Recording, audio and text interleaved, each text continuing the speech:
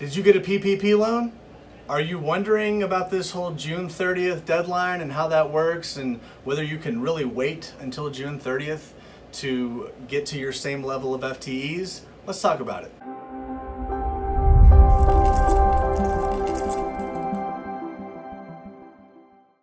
As we all know by now, the PPP program provides forgivable loans. 75% must be spent on payroll, 25% on utilities or rent. But there are two big caveats that can reduce your amount of loan forgiveness. Two rules you must follow.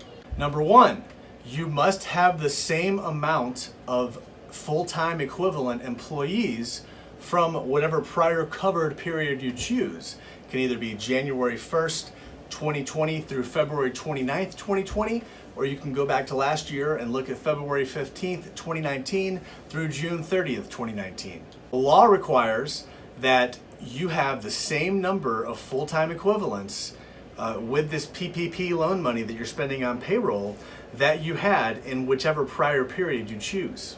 The law also requires that if you are keeping the same specific employees that you had employed previously, those employees' pay cannot be cut by more than 25% of what their pay was in the prior quarter. So for the 25% pay cut rule, you're not looking at the covered period for full-time equivalents, you're looking at a different period, which is the prior quarter. Now that's assuming you're using, I assume, January through March quarters. They don't discuss that in the act or in any of the rules. But there is this wonderful safe harbor for employers that is in the rule.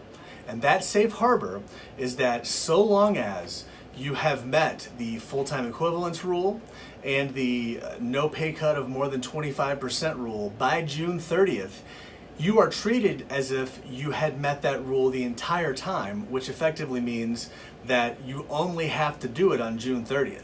So literally, with the law, with the text of the law, and there have not been any SBA rules to the contrary, but the text of the law literally says that you can wait until the day of June 30th and issue a memo that says everyone now is, the following people are on the payroll and being hired.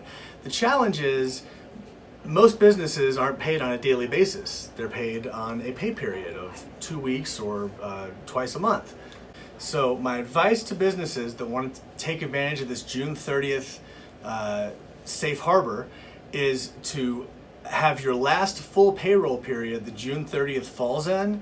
You need to have the employees on that payroll for the entire last period. Even if that last period is, let's say it starts on June 27th, goes into July, doesn't matter. You need to be able to prove to the bank with a verifiable document, and if you got your loan by showing W-2, you're going to need to get forgiveness by showing W-2. And if anyone is wondering why on earth would someone game the system like this, why would businesses do this? The answer is because many businesses do not have a need for the prior payroll levels that they were at in the past, in particular in the comparison periods, because their sales volume has gone down due to businesses being closed and due to just people staying in more depending on the nature of the business. So document your information and make sure that you get your FTEs back up to the appropriate level by June 30th and you're paying all your employees within 25% of what they were paid in the prior quarter that are still with you. And so long as you do that, you're going to get total loan forgiveness, assuming that you followed all the other rules. If you have any questions about how this works, feel free to leave it in the comments. If this video is helpful, go ahead and give me that thumbs up if you don't mind. That helps me, and I will see you the next time.